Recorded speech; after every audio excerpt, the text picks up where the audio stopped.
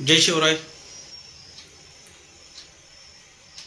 गेल्या वेळेस पाठीमागं मराठा आरक्षण विषयावर लाईव्ह येऊन नाही मला तर वर्ष ते 2 वर्ष झालेले आहेत. आता नाईट ड्युटीला आलोय कंपनीमध्ये. रात्री नाईट ड्युटी केली ती. आज झोप झालेली नाही. दुपारी तुळापूरला वगैरे जाऊन आलोय. बाकीची पण कामं चालू होती. मी गेल्या वेळेस किंवा माझे जवळचे जे मित्र आहेत त्या मित्रांना माझा एक मुद्दा नेहमीचा माहिती आहे की मी 1000 वेळा त्यांना तो मुद्दा बोलून दाखवलाय. आणि ते मुद्दा म्हणजे एक गोष्ट आहे छोटीशी श्रीलंकेची, की ज्या टायमाला भारतामध्ये इंग्रज आलेले होते त्या टायमाला इंग्रज हे श्रीलंकेमध्ये सुद्धा खालच्या साईडला होते. पण भारतातल्या शेतकऱ्यांना ज्या पद्धतीने शेती करता येते तशी श्रीलंकन माणसांना तिथले सिंहली जातीचे त्यांना तशी शेती करता येत नव्हती. त्याच्यामुळे त्यांनी भारतातील काही नागरिक म्हणजे ते आपल्या केरळ पट्ट्यातले ते उचलले आणि त्यांनी श्रीलंकेमध्ये नेले ते आणि त्यांना तिथं शेती करण्यासाठी स्थायिक केलं. ते शेती करत असताना परत भारत स्वतंत्र झाला. इंग्रज आपल्या इथनं गेले, तिथनं पण गेले. पण त्यांच्या काही पिढ्या ते 100-150 वर्ष तिथं राहिल्यामुळे त्यांना तो श्रीलंका सुद्धा आपलासा वाटू लागला. श्रीलंका देश की ते म्हणले आम्हाला आता हिथंच राहायचंय, आम्हाला हिथं स्थायिक व्हायचंय. पण इंग्रज गेले, तुम्ही पण निघून जावा म्हणून श्रीलंकन नागरिकांनी तिथं जोर धरला आणि त्यांना बाहेर निघा म्हणून सांगितलं. मग त्यांच्यावर तिथं अन्याय चालू झाले, अत्याचार चालू झाले, त्यांना मारहाण वगैरे सगळे चालू झाले. मग त्यांना विरोध म्हणून तिथं किंवा त्यांच्या विरोधात एक सशस्त्र क्रांतिकारी लढा तिथं उभा राहिला आणि त्या लढाईचं नेतृत्व होतं प्रभाकरणकडे. प्रभाकरण म्हणजे कोण की ज्यानं राजीव गांधीची हत्या केली. पण ती हत्या काय केली त्यानं की ज्या टायमाला LTTE ह्या प्रभाकरणची संस्था की संघटना भले त्यांना अख्खी जगदुनिया दहशतवादी म्हणू द्या काय म्हणू द्या, पण त्याचा लढा हा त्याच्यासाठी, त्याच्या जातीसाठी आणि त्याच्या नागरिकांसाठी होता, श्रीलंकन सरकारविरोधात.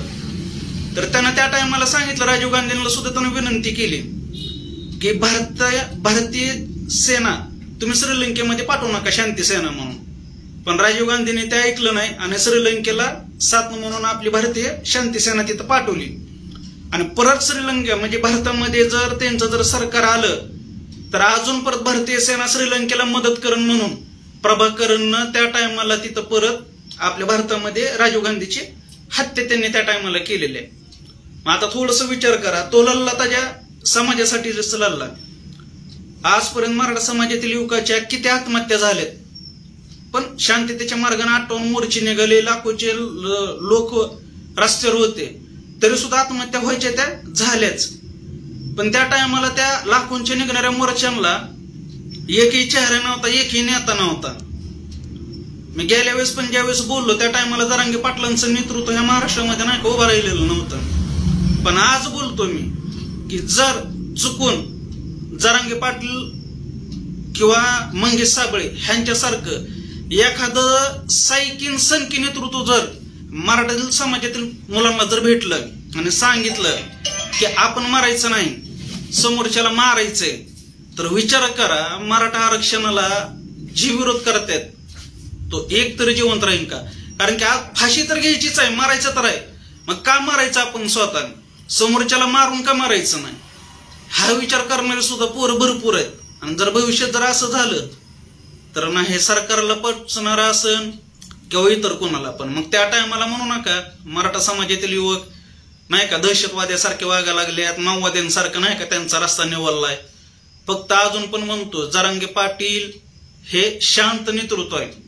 संयमानच त्यांनी आजपर्यंत सगळ्या गोष्टी सांगितल्यात. जर त्यांचा जर एक आदेश जर वेगळ्या पद्धतीनं जर आला तर लाखोच्या लाखो नाही का पोरं रस्त्यावर उतरतील. पण कशा पद्धतीनं उतरतील? जीवाची पर्वा नसन, आत्महत्या न करता समोरच्याला मारण्याच्या इराद्यानंच उतरतील. मग तुम्हीच बघा आता काय करायचंय. कारण की आज लक्ष्मण हाके परत उपोषणाला बसल्यात. पंकजाताई आज नाही ना म्हणलं तर 4 वेळा जरांगे पाटील उपोषणाला बसल्यात. त्या तिकडे कधी अंतरवाली सराटीला गेल्या नाहीत, पण आज वाडी गोदरीला काल जाऊन आले 2 जण बहीण भाऊ. आणि पंकजाताईंच्या 2 कार्यकर्त्यांनी 1-2-3 कार्यकर्त्यांनी आत्महत्या केली. ताईंनी त्यांच्या घरी गेल्या. ठीक आहे, सांत्वन करायला त्यांनी जावं करावं, निषेधपणा नाही का ते चांगलं आहे. पण उद्या मराठा समाजातील युवकांच्या पण एवढ्या आत्महत्या झाल्यात. उद्या जर मी मेलो तर पंकजाताई माझ्या घरी येणार आहेत का बघायला? की मला पण 3 लेकरं आहेत, माझ्या 3 लेकरांचं कसं होईल, काय होईल. पंकजाताई काय लय राहिल्यात त्यांच्या कार्यकर्त्याच्या घरी जाऊन. उद्या पंकजाताई माझ्या घरी माझ्या घरच्यांच्या अश्रू पुसायला येणार आहेत का? त्याच्यामुळे पंकजाताई असतील, लक्ष्मण हाके असतील, बबनराव तायवाडे किंवा ते प्रकाशांना शेंडगे, ह्यांनी जसं त्यांच्या समाजामधलं त्यांना दिसतंय तसं त्यांनी डोळे उघडून नाही का बाकीचे सुद्धा मराठा समाजातील युवकांचे नाही का जे प्रश्न आहेत त्यांनी ते बागावेत. प्रसाद देठेचं फेसबुकला नाही का सगळ्यांना दिसतंय की नाही का चांगल्या कपड्यामध्ये ह्याच्यामध्ये. पण नेट बघितलं तर ही माझी कंपनी, माझं विश्व, नाईटला इथं काम करतोय, दिवसा कुठं बी अजून काम करावं लागतंय. तेव्हा कुठं लेकरांचं नाही का थोडंफार ह्याच्यात होतंय. 24 तास काम करून सुद्धा लेकरांचं बागत नाही. आणि माझीच व्यथा नाही, सगळ्यांची व्यथा आहे. कित्येक जण अशी पोर आहेत माझ्या मित्र कंपनीमध्ये, काय फक्त मराठा समाजातीलच नाहीत, सगळ्या 18 पकड जातीचे मित्र आहेत. आणि प्रत्येकाला माहिती की नाही का की त्यांच्या आसपासच्या मित्रांचं काय अवस्था आहे. ते खाली ओबीसी बांधव असेल, मराठा बांधव असेल, एकमेकाविषयी मनामध्ये काहीच कटुता नाही. बीडचा प्रश्न जर तिथं असेल तर ते राजकीय ह्याच्यामुळे उद्भवले. पण बीड सोडून अजून जर कुठे गेलं तर गावगाड्यामध्ये मराठा समाज आणि इतर बाकीचा समाज हा खांद्याला खांदा लावून दिसन तुम्हाला.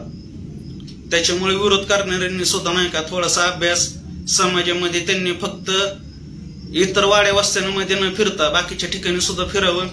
खरंच मराठा समाजातील युवकांच्या नाही का अडी अडचणी समजून घ्यायचा प्रयत्न करावा. आणि जे काय आत्ता लाईव्ह बघायला आलेत त्यांनी अजून एकदा विनंती की मागापासून जे मी सुरुवातीपासून जे बोललोय ते थोडंसं बघावं. सुमित भैया खास करून तुम्हाला विनंती आहे, बघा एकदा लाईव्ह पूर्ण. जय शिवराय.